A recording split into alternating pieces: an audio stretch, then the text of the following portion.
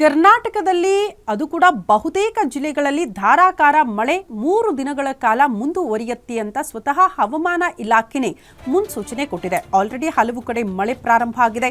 23 ಜಿಲ್ಲೆಗಳಲ್ಲಿ ಮುಂದಿನ 48 ಗಂಟೆಗಳ ಕಾಲ ಭಾರಿ ಮಳೆ ಆಗುತ್ತೆ. ಕರಾವಳಿ ಜಿಲ್ಲೆಗಳಷ್ಟೇ ಅಲ್ಲದೆ ಉತ್ತರ ಹಾಗೂ ದಕ್ಷಿಣ ಒಳನಾಡಿನ ಬಹುತೇಕ ಕಡೆಗಳಲ್ಲೂ ಕೂಡ ಮುಂದಿನ 3 ದಿನಗಳ ಕಾಲ ಭಾರಿ ಮಳೆ ಇದೆ ಅನ್ನೋದ್ರ ಬಗ್ಗೆ ಹವಾಮಾನ ಇಲಾಖೆ ಅಲರ್ಟ್ ಮಾಡಿದೆ.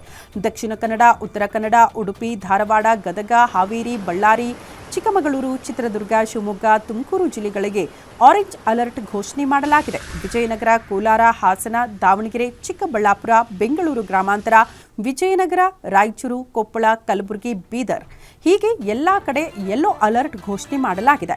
ಬೆಳ್ಳಂಬೆಳಗ್ಗೆ ನಗರದಲ್ಲಿ ಸುಮಾರು ಗಂಟೆಗಳ ಕಾಲ ಆಲ್ರೆಡಿ ಮಳೆ ಸುರಿದಿದೆ.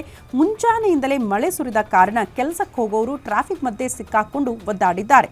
ನಗರದ ಹಲವು ಕಡೆ ಟ್ರಾಫಿಕ್ ಜಾಮ್ ಕೂಡ ಉಂಟಾಗಿದೆ. ಮಳೆಯಿಂದಾಗಿ ಈ ಜಾಮ್ನಲ್ಲಿ ವಾಹನಗಳ ಸಂಖ್ಯೆ ಕೂಡ ಹೆಚ್ಚಾಗಿ ನೋಡೋದಕ್ಕೆ ಸಿಕ್ತು. ಸದ್ಯ ನಗರದಲ್ಲಿ ಮೋಡ ಕವಿದ ವಾತಾವರಣ ಕೂಡ ಸೃಷ್ಟಿಯಾಗಿದೆ.